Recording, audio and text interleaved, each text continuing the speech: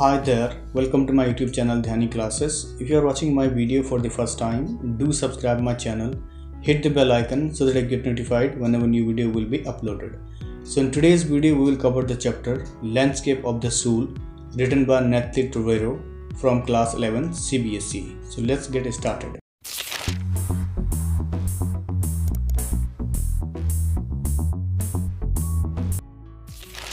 Let's talk about the author. Nathalie Trevero is an art historian who came in limelight because of her translated work, City of Digence, a book by William Dalrymple. She has traveled various cities of the world. She holds a master's degree in history of art and archaeology from the University of Belgium. Let's notice these expressions in the text, infer their meaning from the context. Anecdote means a short, amusing and interesting tale of a person. Delicate realism means quality of art that makes it seem real. Figurative painting means invoking demonstration of an drawing. Illusionistic likeness means illusion of a real object or scene. Conceptual space means represent a number of quality dimensions. A wonderful old tale is told about the painter Wu Daozi who lived in the 8th century. So here the writer is trying to narrate a tale about a wonderful painter called Wu Daozi, and he lived in the 8th century. His last painting was a landscape commissioned by the Tang Emperor Xuanzong to decorate a palace wall. So here he is talking about last painting of this painter, and it was a last commissioned. That means the emperor wanted a picture of the landscape or a picture of all visible feature of an area of land or and garden or other area of ground that look more attractive by altering an existing design or planting trees, etc., and commissioned by the Tang Emperor Xuanzong. That means it was specially ordered by the Chinese Tang Emperor because he wanted this painting to decorate his palace wall.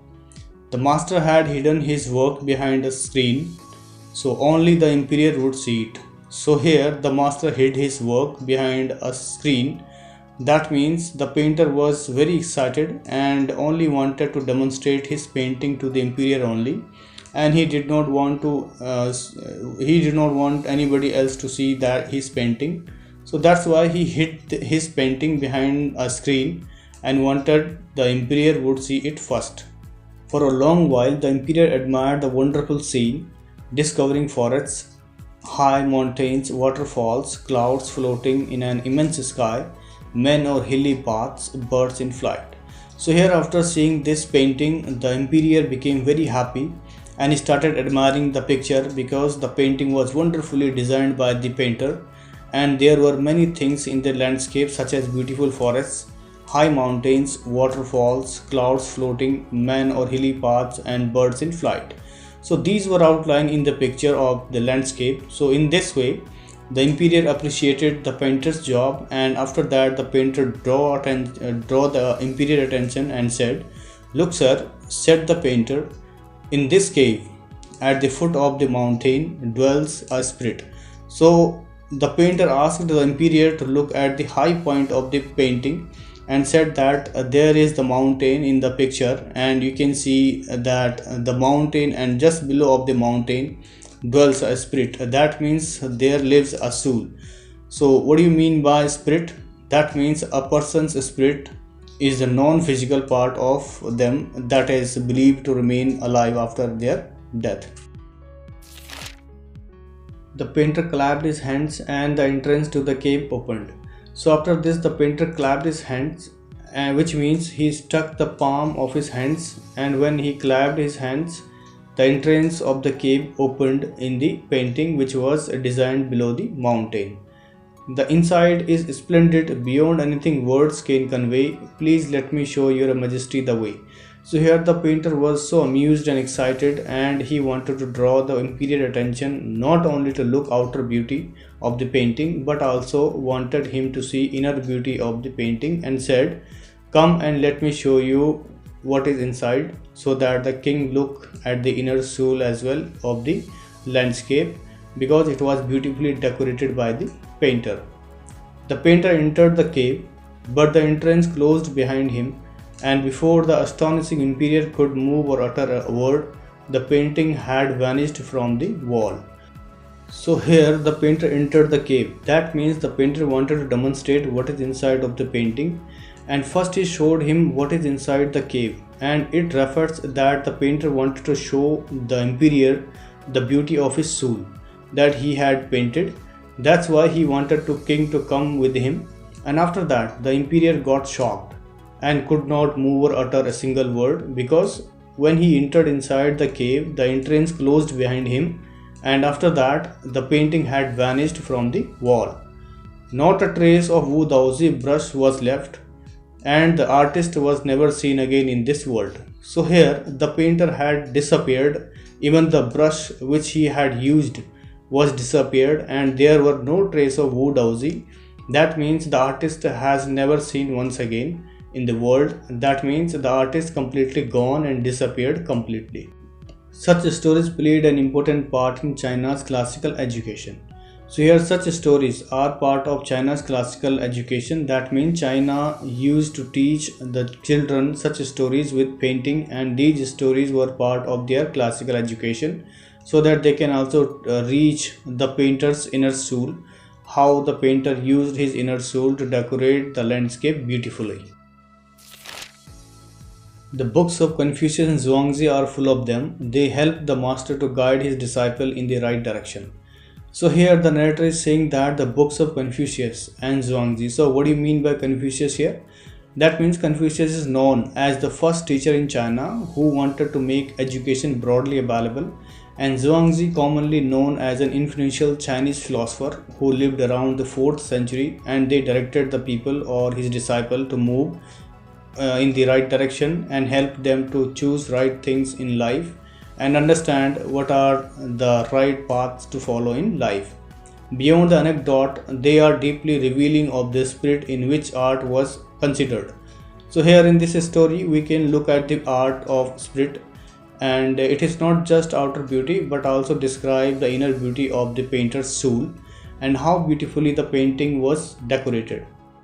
So here the narrator is talking about another story that is contrast this story. That means a complete different and opposite story of Chinese painting. And in another story there is another famous painter, and he painted the picture of a dragon, but he wouldn't draw the eye of a dragon. That means he did not draw the eye of a dragon because he was scared. If he draws the eye of a dragon, it would fly out from the painting. And further he says, with an old story from my native Flanders that I find most representative of Western painting. So here the narrator is saying that this was the story from my native Flanders. So what do you mean by native Flanders here?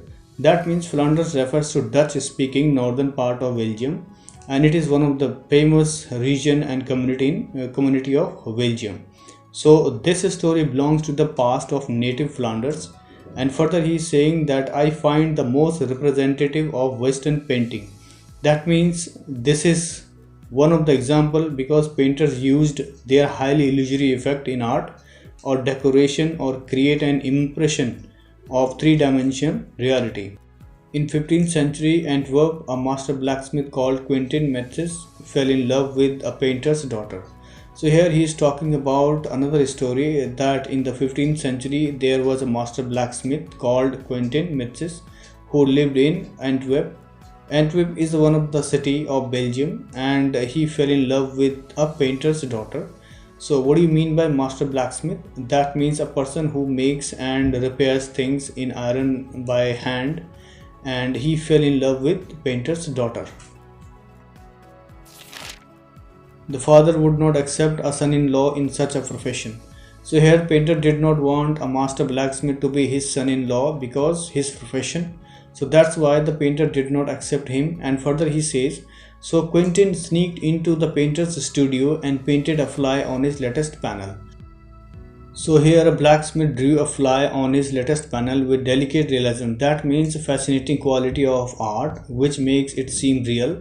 And when the painter came in studio, he saw fly sitting on his panel, So he tried to swat it away. That means he tried to hit or crush the fly because he thought it was a real fly.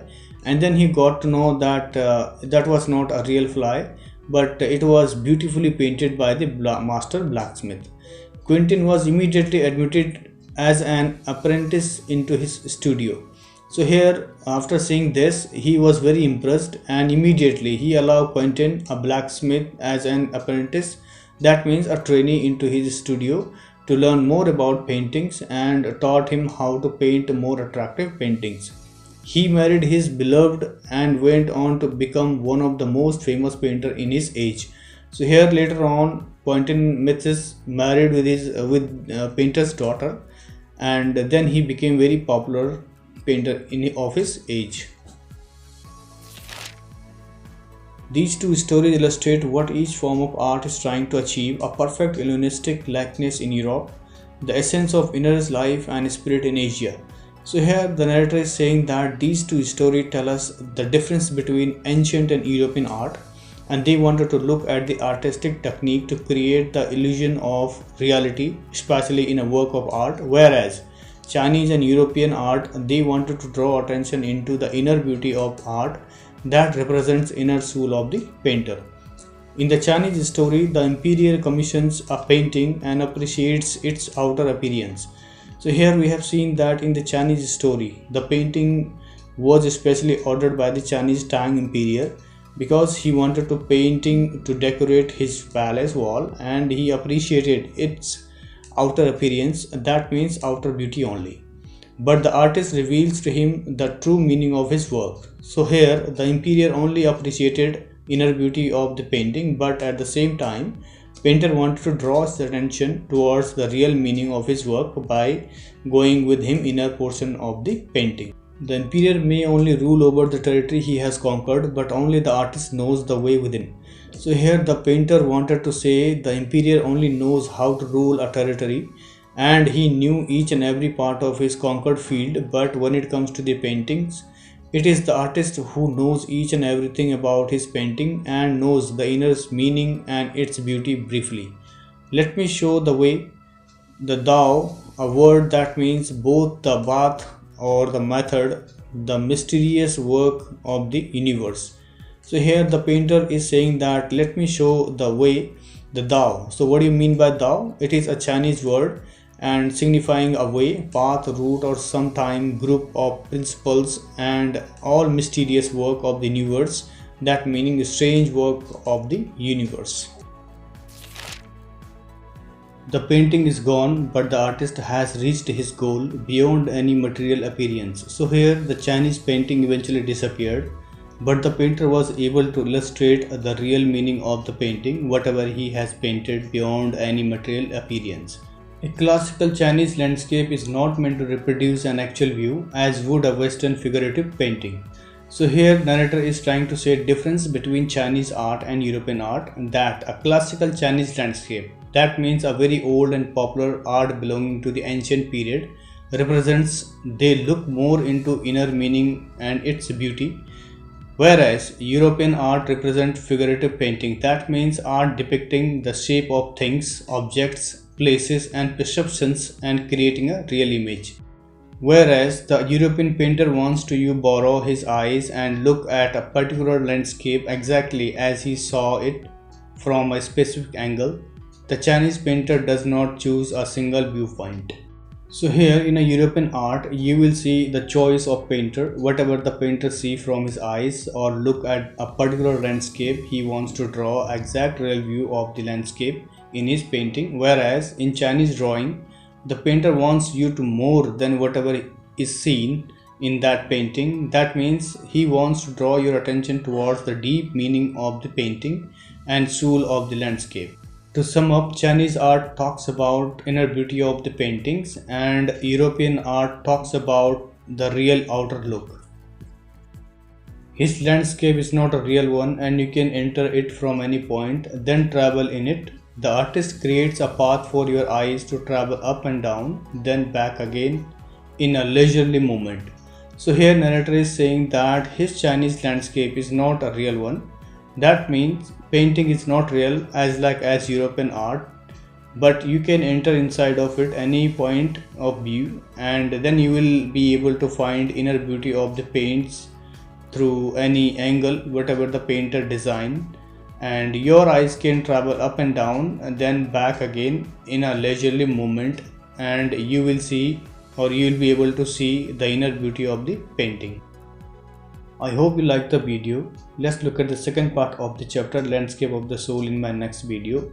For more informative videos, do subscribe my channel, hit the bell icon so that I get notified whenever new video will be uploaded. So thank you so much for watching once again. Stay safe, stay healthy.